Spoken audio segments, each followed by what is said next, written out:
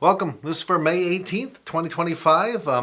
We're in Acts this Sunday, Acts chapter 15, and this is the council at Jerusalem. And I know this is graduation weekend for many of you, so congratulations on this life achievement as you graduate. Now, here at this council at Jerusalem, it might seem that the debate between Paul and Barnabas and Peter and James with the Pharisees hinged on whether or not converted Gentiles should be circumcised. But what if we hinge the debate on what it means to be converted? Well, circumcision is no longer a central topic of debate among Christians. The idea of conversion is. Whether or not individual Christians are engaged in evangelism, most certainly celebrate with the non-Christian converts to Christianity. But I mean, again, what does all that mean? We might view conversion as a shifting of identity from being one thing to becoming another. At the time of Paul and the others, Christianity was not a thing yet. So Gentiles were being converted to a form of being Jewish. But as being Jewish is not only a matter of religion, but also a race. Gentiles cannot have become wholly Jewish. Some thought the solution was to, circumcise Gentiles, which was the central mark that set Jews apart from the rest of the world. Now, today, non-Christians can shift their identity to Christianity, but even that can be problematic, right? I mean, how do we define who and what a Christian is? Even in our own neighborhoods, Christians claim radically different identities from one another, right? We might view conversion as a shifting of belief, from believing one thing to believing another. Converted Gentiles shifted from not believing in Jesus to believing in Jesus. Again, problematic for us as we can't truly define what believing means, right?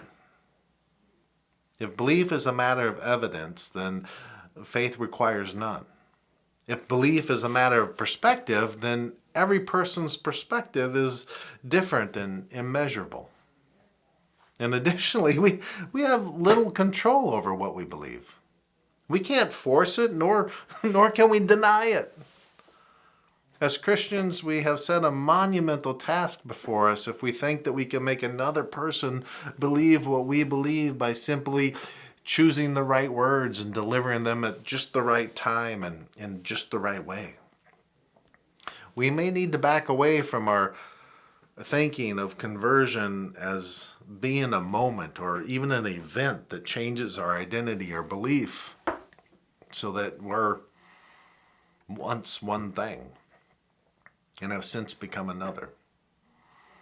Instead, if we view conversion as a journey, we need not label people as Christian or not Christian. If conversion is a journey that moves us from wherever we started towards something different, then we are still on the conversion journey. Faith, belief, identity, conversion. None of these are static. They're all fluid, which means we cannot separate the world into believers and non-believers, into those who believe against those who don't believe. We are all on a journey. We are either moving towards or away from that which doesn't work for us anymore, and moving away from or towards something better. If we took this view of conversion, if we respected each person's journey as worthwhile, well, then perhaps we could stop putting barriers that separate us from them. We're living in a time where people seem to be building higher and higher walls that separate us from each other. We label and separate ourselves by religion, race, gender, size, relationship status, age, political affiliation, and, so many other constructs.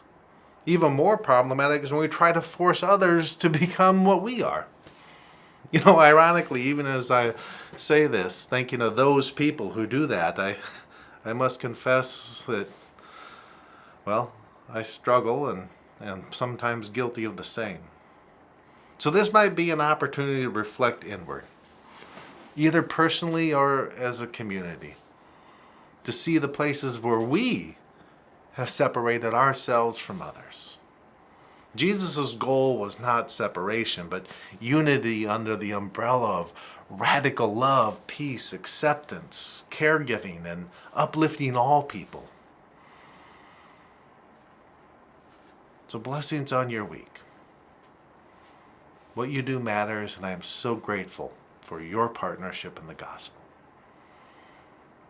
In Christ we aspire to journey with one another in grace, in faith, in love and service.